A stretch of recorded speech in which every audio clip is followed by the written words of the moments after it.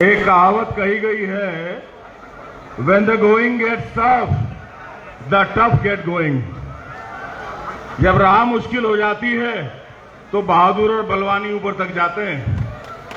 कायर भोगे दुख सदा और वीर भोगे वसुंधरा, ये कहा गया। तो आप जो सर्व समाज के लोग यहां पर हैं और मुख्यतः वीर गुर्जर समाज यहां पर एकत्रित है, और वीर गुर्जर समाज का इतिहास क्या है ये किसी से भी पूछ लीजिए, किसी को बताने की आवश्यकता नहीं। मीरकपुर के चाहे सोनू गुर्जर जी हों या अन्यत्र हमारे सहयोगी हों, हमारे ऊपर जो कष्ट पड़ा, हमारी कौम ने जिस तरह से हमारा सहयोग किया, मैं उम्र भर जन्म भर आपका कर्ज नहीं उतार सकता। बहुत आपका आभारी हूं। हालांकि बहुत सी बातें अनंगपुर पंचायत को लेकर के हो रही थी राजनीतिक संदर्भ में, पर मैंने कहा देखिए, जहां समाज की बात है, राजनीति और अपने स्वार्थ उससे बहुत नीचे आ जाते हैं। समाज सर्वोपरि है, बाकी सब चीजें नीचे हैं। आज जो मुझे प्रतीत हुआ, मैं दलगत राजनीति से ऊपर उठ करके बोलूंगा। हर एक को राजनीतिक पहचान बनाने के लिए अलग अलग दल से अपनी पहचान बनानी पड़ती है, लेकिन जो चेहरे यहां पर मौजूद हैं, हमारे पुराने सहयोगी भी हैं। हमारे भाई सतपाल महाराज जी आज की डेट में जो माननीय सांसद हैं सोनीपत से, छोटे भाई माननीय विधायक अतुल प्रधान जी, हमारे छोटे भाई माननीय सांसद दीपेंद्र हुड्डा जी। आपके फादर साहब से हमारा बड़ा अच्छा ताल्लुक रहा है और उनसे बहुत कुछ सीखा जिंदगी में हमने। हमारी बेटी इकरा, भाई बहुत अच्छा लगता है बेटी और बेटे जब आगे निकलते हैं। और भाई मुनव्वर जो बब्बर शेर था जिंदा, मुझे याद आ जाता है उसका। आज तक डरा नहीं किसी से, कभी थका नहीं। बात दीगर है कि उसको कुदरत के हाथों ने हमसे छीन लिया, नहीं तो गिनीज बुक में वर्ल्ड रिकॉर्ड में नाम लिखाने वाला अकेला मुनव्वर हसन है। आपको याद होगा, हर हाउस में उनका रिप्रेजेंटेशन रहा। और आज हमारी बेटी जब आगे बढ़ती है तो फख्र से हमारा सीना चौड़ा हो जाता है। हमारे भाई टिकैत साहब, जिनके फादर साहब से बाबा महेंद्र सिंह टिकैत जी से मेरा बहुत नजदीकी रिश्ता रहा, मेरे ताऊ जी, जिंदगी में संघर्ष करना हमने उनसे सीखा। जब पहली बार विधायक बने थे हम 2002 में, अब से 24 साल पहले, 23 साल पहले, उनका बहुत आशीर्वाद हमारे ऊपर रहा। बाकी मैं जिनका नाम नहीं ले पा रहा हूं, उनके प्रति भी अपना सम्मान प्रकट करते हुए मैं ये कहना चाहूंगा कि हमें समस्या का निवारण ढूंढना है, समस्या को उठा करके काबू से बाहर नहीं करना। मेरी बात का बुरा ना माने, मैंने कल अपना एक स्टेटमेंट फेसबुक पर डाला था और उसमें मैंने कहा था कि इंडियन फॉरेस्ट एक्ट, अंग्रेजों ने, जब अंग्रेजों की हुकूमत हिंदुस्तान पर थी, भारतवर्ष गुलाम था, 1865 1865 में, अब से 150 साल पहले बनाया था। और इस नियत से बनाया था कि भारतीयों का शोषण हो सके और यहां के फॉरेस्ट सोर्सेज का दोहन हो सके।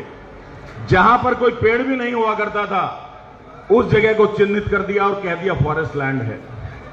लेकिन जैसे बिटिया ने कहा, इकरा ने, क्या राजा अनंगपाल सिंह का नाम इतिहास के पन्नों से हट गया? बोलो, हट गया क्या? है अभी भी। कौन नकार देगा इतिहास को? अनंगपाल तोमर राजा का बसा हुआ अनंगपुर है, कैसे इसको झुठला दिया जाएगा? कहां अंग्रेज थे जब ये बसा? उस समय किनका राज था? जाके देखिए किस मुस्लिम शासक का राज उस समय रहा है और क्या उस समय परिस्थितियां रही हैं। और 150 साल पहले का कानून बनाया हुआ आज इसको ला करके और एक अमानवीय तरीके से शोषण किया जाए, बर्दाश्त नहीं है। भाइयों बहनों, हाथ जोड़ के कहता हूं, बर्दाश्त नहीं है। संघर्ष की दो राह हुआ करती हैं। जब आजादी की लड़ाई चल रही थी तो कहा जाता था कि एक तो हिंसावादी हैं, एक अहिंसावादी हैं। मैं अपने जीवन में दोनों को आत्मसात करता हूं। जहां हिंसा की जरूरत रहती है पीछे नहीं रहता, और जहां अहिंसा की आवश्यकता होती है तो अपने ज्ञान को, अपनी विद्या को शक्ति के साथ लगाता हूं। मुझे प्रतीत होता है कि अनंगपुर में दोनों की आवश्यकता है।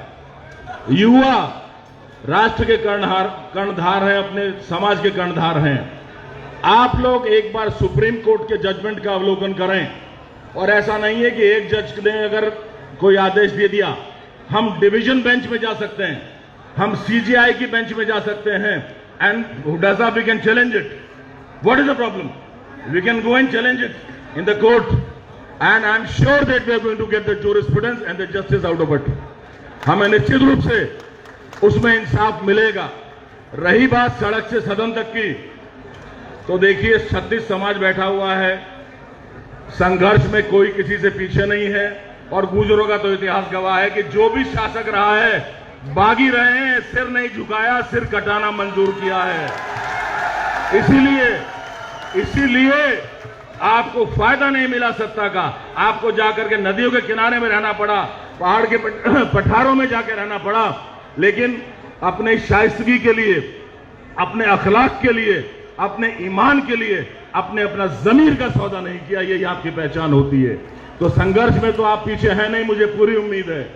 बाकी हमारे बड़े यहां बैठे हुए हैं, जो निर्देश जिनके लिए है उसका पालन किया जाएगा.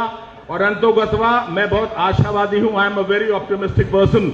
मुझे उम्मीद है कि जो वीर समुदाय यहां पे आया है, जो 36 कौम आई हैं, इसका निर्णय आपके हक में आएगा. ईश्वर कृपा से, इंशाअल्लाह, वाहेगुरु की कृपा से, and by the grace of God. मैं उत्तराखंड से वो भीनी ठंडी हवाएं आपके लिए लाया हूं. हालांकि मैं लेट हो गया आने में, क्षमा प्रार्थी हूं, क्योंकि जनपद हरिद्वार में कांवड़ यात्रा चल रही है, आप जान रहे हैं. और कांवड़ियों को जरा सा गाड़ी टच हो रहा है तो गाड़ी और ड्राइवर को सबको छोड़ते नहीं है वो लोग. तो हम 2-2.5 घंटा लेट हो गए. चक्कर में मैंने, आप बोलो भाई, हाथ जोड़ के हमें जान दो, हम महापंचायत में जा रहे हैं, नहीं तो मैं 2.5 घंटा पहले आ जाता.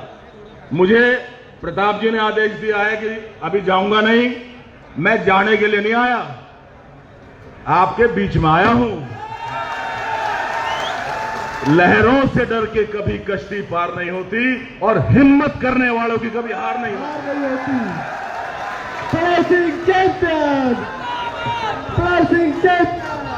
धन्यवाद चैंपियन साहब.